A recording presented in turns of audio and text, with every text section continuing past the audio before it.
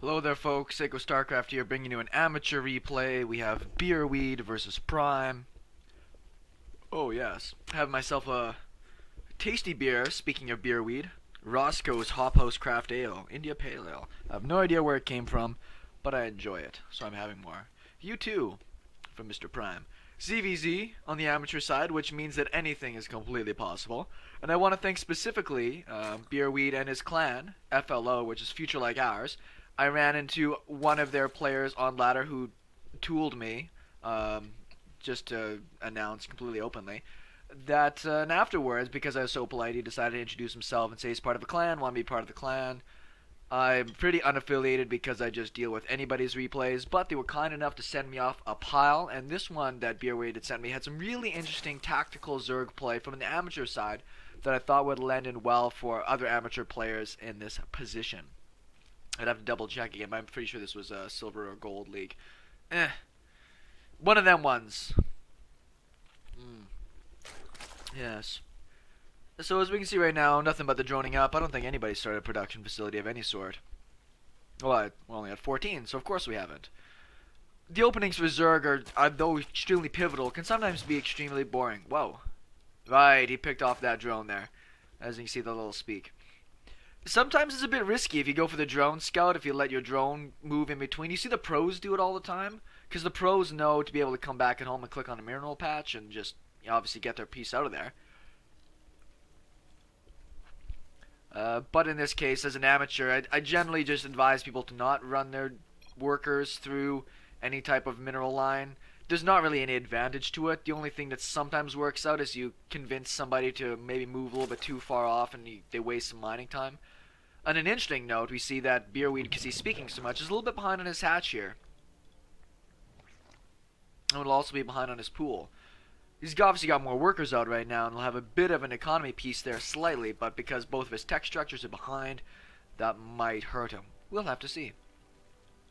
Speaking does that. I don't know if anybody else gets into a speaking match at the beginning of the game. My typing has gotten pretty good, so it's very often that when people want to have a conversation at the beginning of the game, I'm perfectly fine with it. Just you have the ability to just like, yeah, like your shoes, man. I can generally type fast enough and it doesn't distract me from micro that it doesn't cost me anything. So sometimes it's a fun little mental thing you can do to people if you open up big conversations like, how's your day, bro? Spill creep peoples. I think this is him talking to somebody else, because it really has no relevance on this specific game, and even Prime's a little bit confused by that. So we can see a bunch of lings actually in production now from the Prime, and I do like the strategy we see coming out from Beerweed. I've been tempted to try this in my ZvZ, which is essentially I'm going to skip my zergling speed, skip banelings, and just go straight into roach tech. You can get away with that. I see a lot of people like Hyun do that in their Zerg versus Zerg on a pro level. The difficulty is that it's not too hard for you to make just a big pile of lings when I'm across the map and there's nothing here to really deal with it. So it's generally worthwhile, particularly if you have the minerals, to get yourself down one spine. One spine will generally protect a base quite nicely against any type of attacks, or at least slow them down a lot. So very worthwhile. We can see the very fast Burrow play coming out this side. Potentially inspired by some recent Day 9 activity with Baneling Burrow. And we see these zerglings already in here. I believe they have... Do they have speed? Well, they're moving quick. No, the speed isn't finished yet. There's more lings on the way. You should get a little bit of damage down. The problem is the queen's about to pop out on this side. One roach. That should help clean things up pretty good, though. A couple of roaches. Roaches are very, very tanky, right? I mean, it takes a long time to take down a roach with just zerglings. But now that speed's finished, or just about to finish, and more are on the way, we'll see if these roaches are going to be enough to hold on. It hasn't really cost them anything. If you look at the workers killed, there's only one worker killed, and as I originally scouting a drone there. So it's not that Beerweed has lost or succumbed to this. But units-wise, we can see that he is, tied in overall worker supply, even though the amount of army here is taking up quite a bit of supply on this side. Now, I'm going to pause for a quick second. If we just look at the vision, this is a great place for an overlord because it's very hard to snipe. But the difficulty of these zerglings run here, you don't see anything, so it's very worthwhile to have an overlord in this position. You could lose more overlords gradually if you're going to be playing ZvZ if they go muta, but having an overlord over here, for instance, does you very little good. It's not going to scout anything, and it could get sniped just as easily. So getting him in good positions where the rally points are is going to give you a lot more opportunity to see something like this happening. At least he's not joining up right now. Beerweed will be able to get out a few more units. Zergling speed, though, obviously gives you a lot of advantages because it's going to let you just scoot past everything. One queen does get sniped. Lost a lot of zerglings in doing that. Not too big of a deal there for Prime. Zerglings are fairly expendable. And we're going to see that this Burrow play really comes into effect now. Really amazing to be able to save units, particularly when his army is much less mobile than Prime's is. So I'm actually really excited about this kind of early Burrow play. And what it can do in ZvZ, there's no detection. And you can burrow just about any Zerg unit. So you have a lot of flexibility when you do employ that Burrow. I wouldn't have minded him seeing this creep move out. There it goes. And then throwing down an Evo chamber. They're pretty cheap. And what they allow you to do, at least cut down the run-by range here. So an Evo chamber and an Evo chamber with your roaches would allow you to really hold off these kind of Zergling run-bys. And in the amateur leagues, it's very, very common that you're going to see these kinds of run-bys just because it's the amateur leagues. People just keep going with what they think works. Roach Warren on the way this side for Prime. Quite a bit down in supply. Down a good chunk in workers just because that last attack from Prime wasn't able to kill many drones at all. Banelings at home, there's no speed. They look like they're defensive, but that doesn't do a lot of good for you against, say, if he was going to go for just a big roach push here.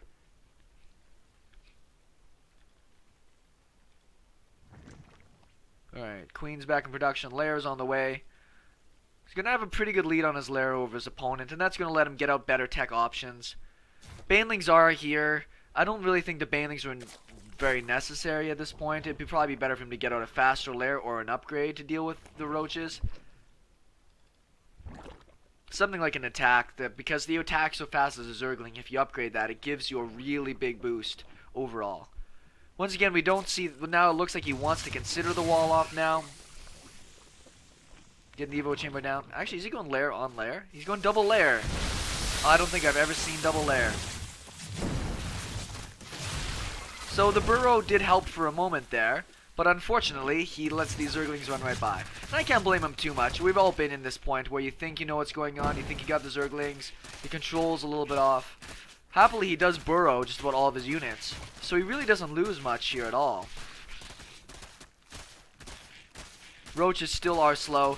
The double Lair, I don't know if this was a mistake. I don't see any reason you would do a double Lair unless you just wanted a few extra hit points on your hatch.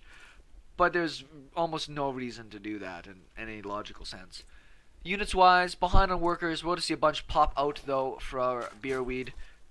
Workers killed, only one worker killed from all these run-bys from Prime and 2 queens. So it really isn't that big of a deal, but it's unfortunate because Beerweed, he's supply blocked huge, hasn't really been able to carve himself out much of a lead, even with his economy not getting damaged. He hasn't been able to get another base. His drone count is still fairly, well, it's not too bad on this side. Could use a bit more in here. It's very difficult as any type of player, I suppose, to know about how many drones you should be making. Generally, if you do a swath over your minerals, and you don't fill up most of the screen on the bottom there, generally you can get more workers there. And that's always a good way to look at it. Big pile more of overlords coming out there from Beerweed, so hopefully you won't have to worry about it for a while. Upgrades on the way. But I do like the position that Prime is in here. He's got a better supply. He needs a ton more workers. If you think you need this other hatchery up right away, the only reason you need this hatchery essentially is for more production. You could just as easily get yourself a macro hatch. In this position right now, you can see that both of these guys could probably get a few more workers out and support their economy a lot better. But it's amateur side, right? I do the same thing all the time. That's why vision is really important. If you got vision, you can drone up. A couple rounds of good injects and droning up will just let you max out on the drones you need really quickly. And I think a lot of people who play Zerg in the amateur level don't understand that. Like right now, if he wasn't making roaches on all these upgrades, he could do maybe 1 or 2 big runs of drones, be saturated as much as he needs to be on 2 bases, and ahead of his opponent. We can see a huge growth of actual army supply right now when it comes to Prime. He's got the detection there. The detection is actually very important. But we see this monstrous amount of roaches coming across. +1 will be finished here soon. But we have... not a giant pile. Maybe 10 more roaches here. But this base is definitely not going to be able to be saved. Smart move here by Prime. I think it's very worthwhile to do that. And it's essentially not going to cost him anything. He can just run home now. He did the damage he needed to. And just keep that pressure on your opponent. Overlords going into the back. Hydras mixed in. The Hydras are nice only because you can take out some of that detection. But in the grand scheme of things, the amount that they cost, it's often much more worthwhile to just go after a higher roach number. Mixing in those Hydras seems great, but if you lose that roach count, those Hydras will get picked away so fast in an actual straight up fight. So generally I try to focus more on just a huge roach number with upgrades, and then you move into Hydras once you start getting to maybe even 160 supply. Now the good news for Beerweed is you can see that this expansion is here, but it's essentially doing nothing right now. More drones in production at this moment, but none of these guys have really gotten any good of a drone count at this point, and that's a bit of a problem. It's very important that when you play Zerg, and a lot of what you do is about trading units and being able to remax, that you have the ability to get up enough economy to be able to reproduce units.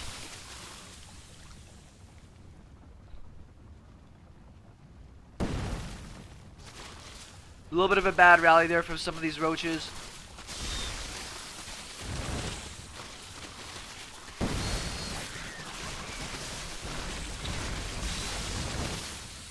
It's kind of fun, right? I mean, it's not necessarily giving Beerweed a giant advantage right now, but you can see that if he does burrow these things well enough, the roaches do regenerate, and he's actually managed to even out this fight a lot. His upgrades obviously play a part in that. He's got 1-1 versus 0-0.